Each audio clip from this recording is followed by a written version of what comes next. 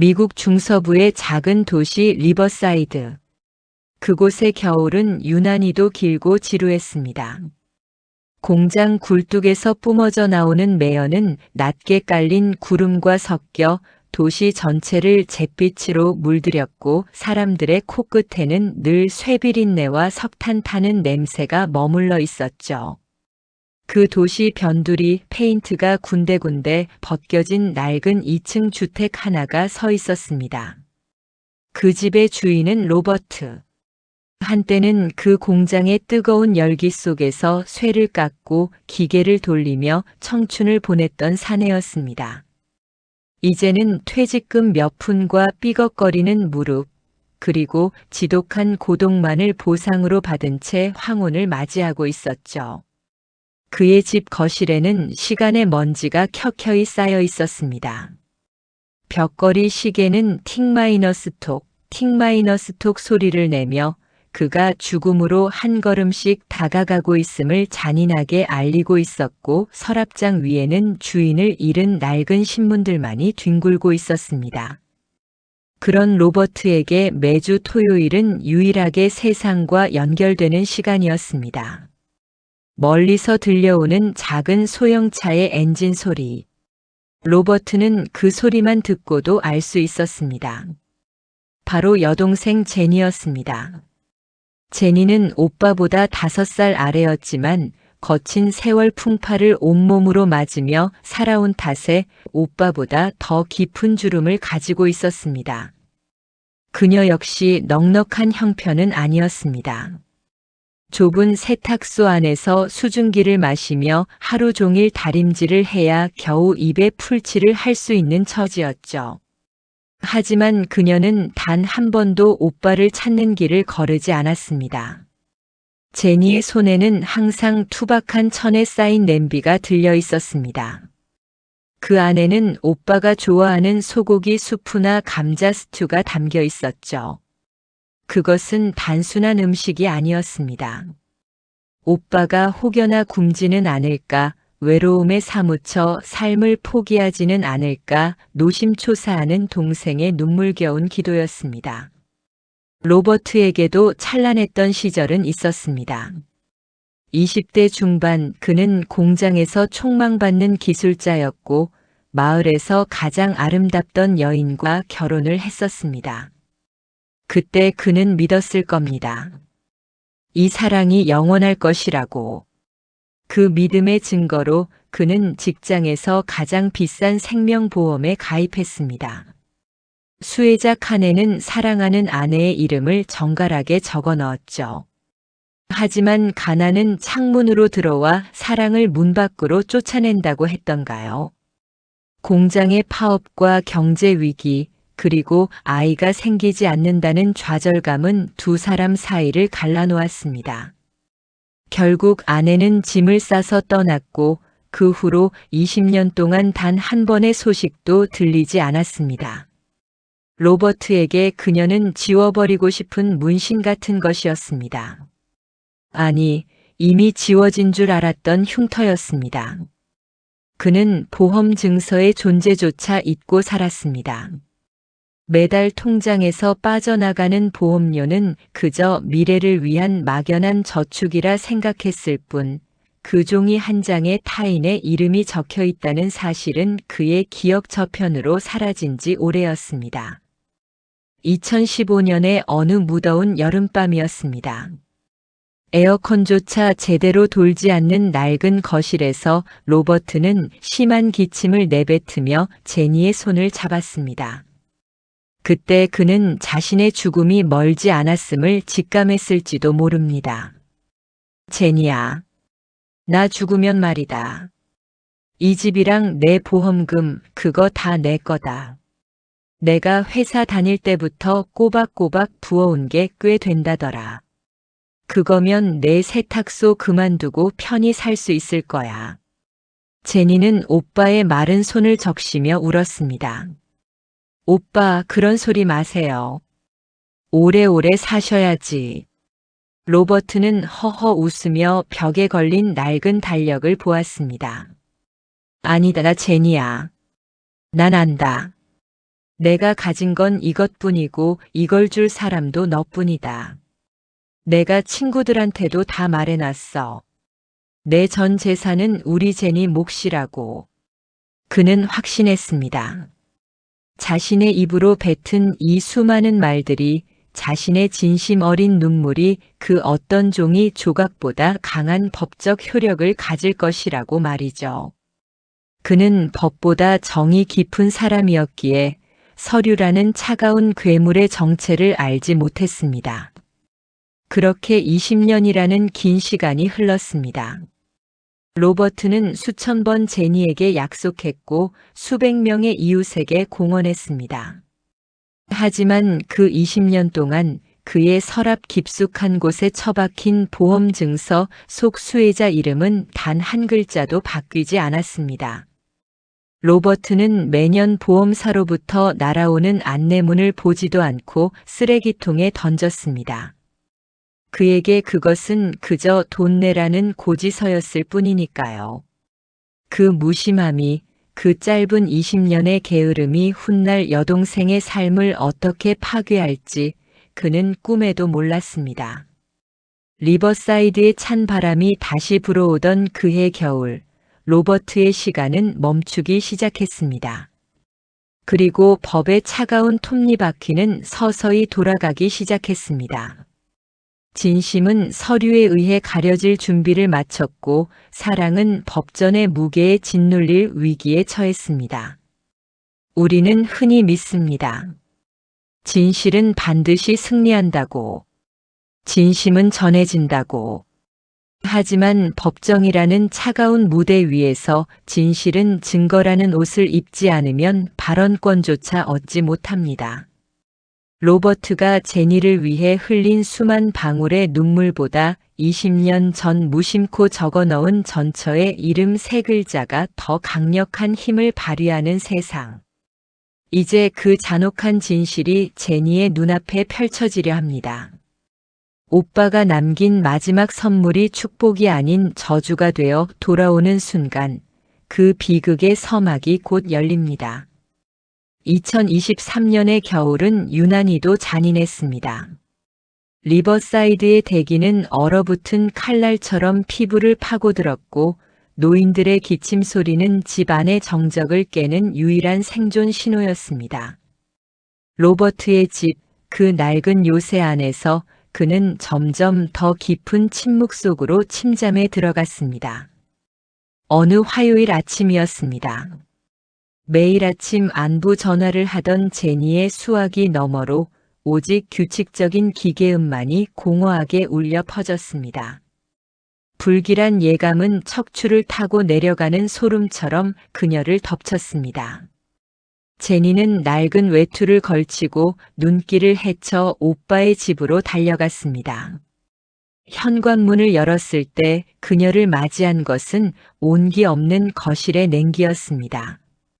로버트는 평소 그가 가장 아끼던 낡은 안락 의자에 앉아 있었습니다.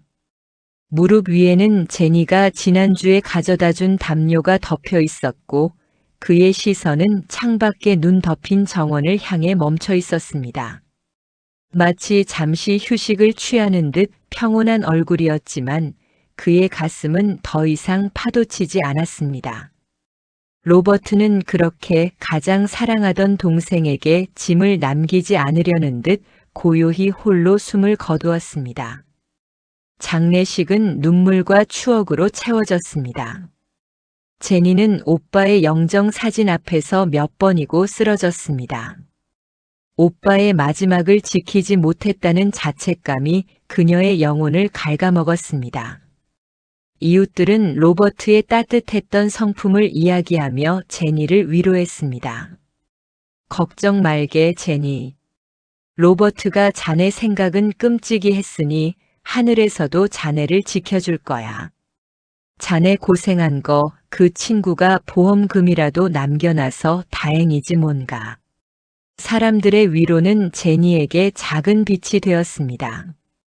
그녀는 오빠가 남긴 그 소중한 유산이 평생 세탁소 수증기 속에서 고생한 자신의 노년에 대한 오빠의 마지막 배려라고 굳게 믿었습니다. 그녀에게 그 돈은 단순한 숫자가 아니라 오빠의 살점이고 피였으며 20년 헌신에 대한 유일한 증명서였습니다.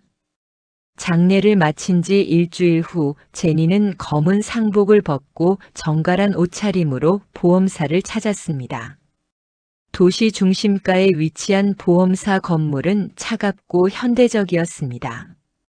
대리석 바닥에 부딪히는 제니의 구두 소리가 유난히 크게 울렸습니다. 창구에 앉은 젊은 직원은 기계적인 미소를 지으며 제니의 서류를 검토하기 시작했습니다. 로버트의 사망 진단서, 가족관계 증명서, 그리고 낡은 보험증권.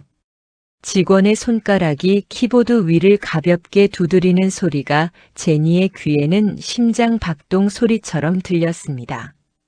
하지만 그 경쾌한 소리는 이내 멈췄습니다. 직원의 미소가 서서히 걷히고 미간에 좁은 주름이 잡혔습니다. 그는 모니터와 서류를 번갈아 보더니 마치 못 볼 것을 본 사람처럼 당황한 기색을 내비쳤습니다. 직원은 침을 꿀꺽 삼키며 입을 열었습니다. 씨, 정말 죄송합니다만 중대한 문제가 발견되었습니다. 제니의 눈동자가 흔들렸습니다. 문제라니요? 서류가 부족한가요? 아니면... 직원은 고개를 저으며 차마 말을 잇지 못하다가 결국 판결문과도 같은 말을 내뱉었습니다. 수혜자 변경 신청이 지난 20년 동안 한 번도 없었습니다. 현재 시스템상 최종 수혜자로 등록된 분은 고인의 전처인 린다 씨로 되어 있습니다. 린다는 20년 전 로버트를 버리고 야반도주하듯 떠난 여인이었습니다. 로버트가 평생 증오했고 이름조차 입에 올리기 거부했던 그 이름.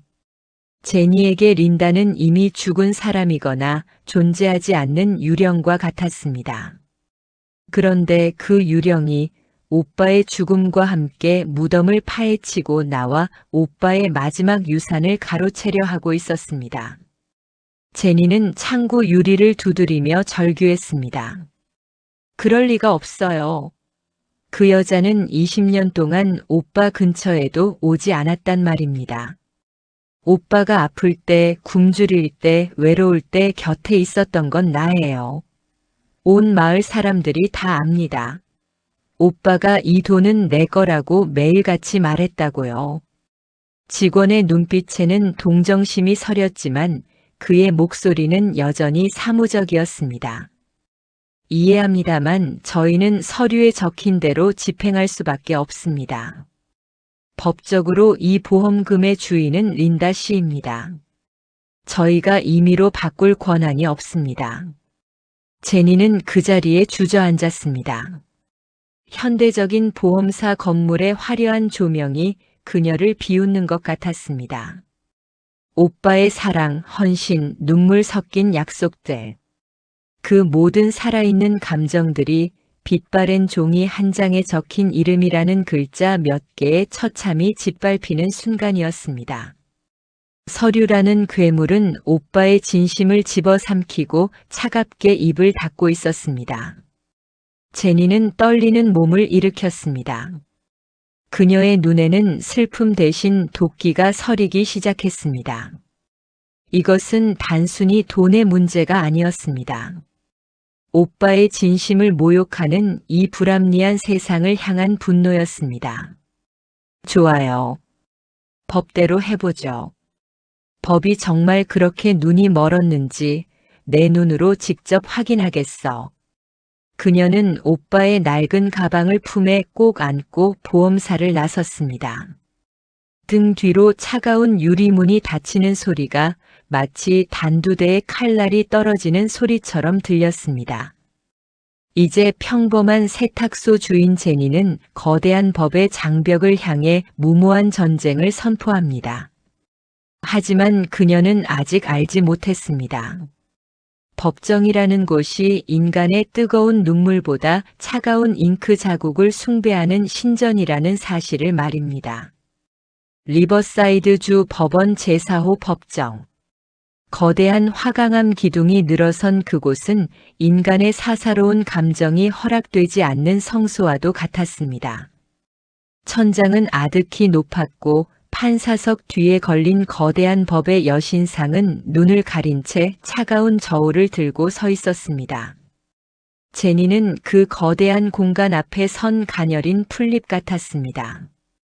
그녀의 곁에는 승산 없는 싸움을 자처한 젊은 변호사 마크가 서 있었고 반대편에는 리버사이드에서 가장 비싼 수임료를 자랑하는 대형 로펌의 변호사들이 전처 린다의 대리인으로 앉아 있었습니다. 린다는 법정에 나타나지 않았습니다. 그녀는 멀리 떨어진 호화로운 저택에서 서류의 힘이 자신의 통장에 수억 원을 입금해주기만을 여유롭게 기다리고 있었죠. 마크 변호사의 신문이 시작되었습니다. 증인석에는 로버트와 30년을 함께한 이웃 노인 샘이 앉았습니다. 샘의 떨리는 목소리가 정적을 깨뜨렸습니다. 판사님, 로버트는 죽기 전날에도 제게 말했습니다. 자신이 죽으면 모든 것은 제니의 것이라고요. 린다는 그 여자는 20년 전 로버트를 배신하고 떠난 후로 단 한 번도 이 도시에 발을 들인 적이 없습니다. 로버트가 병석에 누워 피를 토할 때 수프를 끓여온 건 제니였지 그 여자가 아니란 말입니다. 샘의 눈물 섞인 증언에 방청석 여기저기서 훌쩍이는 소리가 들렸습니다. 제니는 손수건을 적시며 고개를 숙였습니다. 하지만 린다 측 변호사 크리스는 눈 하나 깜짝하지 않았습니다. 그는 안경을 치켜 올리며 얼음처럼 차가운 목소리로 반대 신문을 시작했습니다. 크리스 변호사는 로버트가 20년 동안 보관해온 보험 증서를 높이 치켜들었습니다. 종이는 누렇게 변색되어 있었지만 그 위에 적힌 이름 린다는 여전히 선명했습니다. 증인 고인이 제니 씨를 아꼈다는 점은 부정하지 않겠습니다. 하지만 법은 망자의 귓속말이 아니라 그가 생전에 공인한 문서를 봅니다. 로버트 씨에게는 2만 일에 가까운 시간이 있었습니다.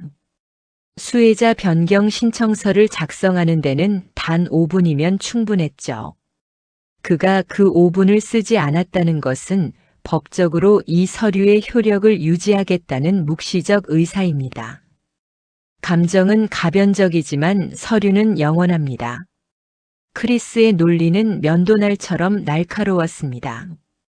그는 인간의 게으름이나 망각을 법적 의사로 둔갑시키는 마법을 부리고 있었습니다. 제니는 분통이 터져 가슴을 쳤습니다. 망각이 의사가 될 수 있는가? 무심함이 진심을 이길 수 있는가? 하지만 판사의 고개는 서서히 크리스 쪽으로 기울고 있었습니다. 마크 변호사가 승부수를 던졌습니다. 그는 로버트의 노인성인지 저하 가능성을 제기했습니다. 판사님, 고인은 말년에 심각한 건망증을 앓았습니다. 서류를 바꿀 능력이 없었던 것이지 의지가 없었던 것이 아닙니다. 법정은 요동쳤습니다. 만약 로버트가 서류를 바꿀 정신적 능력이 없었다고 인정된다면 판결의 향방은 바뀔 수 있었습니다. 의사들과 간병인들의 기록이 증거로 쏟아졌습니다.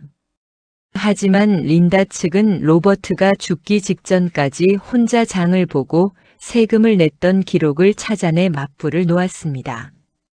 법정은 이제 한 인간의 삶을 조각조각 해부하기 시작했습니다. 그가 무엇을 먹었는지, 누구와 통화했는지, 그의 뇌 기능이 몇 %였는지를 두고 비정한 계산기가 두드려졌습니다. 제니에게 오빠는 따뜻한 사람이었지만 법정 안에서 로버트는 단지 정신적 능력을 검증받아야 할 대상으로 전락하고 말았습니다. 긴 싸움의 끝, 마크 변호사가 마지막으로 배심원과 판사를 향해 호소했습니다. 법은 정의를 위해 존재합니다.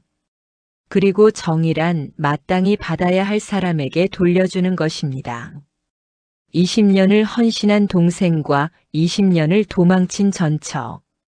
법이 전처의 손을 들어준다면 그것은 이 땅의 모든 사랑과 헌신에 대한 모욕입니다. 반면 크리스 변호사는 단 한 문장으로 일축했습니다. 법이 예외를 허용하는 순간 세상의 모든 서류는 종이 조각이 될 것입니다. 법은 질서입니다. 질서를 지키십시오. 판사의 망치가 공중에서 멈췄습니다. 그 찰나의 정적 속에서 제니는 기도했습니다. 제발 법의 눈이 가려져 있지 않기를. 제발 오빠의 목소리를 들어주기를. 판사의 입이 열렸습니다. 본 법정은 고인의 안타까운 사정을 깊이 공감합니다. 그러나 법은 기록된 의사를 우선시합니다. 수혜자 변경이 이루어지지 않은 이상 수혜권은 린다 씨에게 있음을 선언합니다. 탕, 탕, 탕. 세 번의 망치 소리는 제니의 심장을 박살내는 소리였습니다. 진실은 패배했고 서류는 승리했습니다. 법은 눈을 가린 채 정의를 실현했다고 말했지만 제니의 세상은 암흑으로 변했습니다.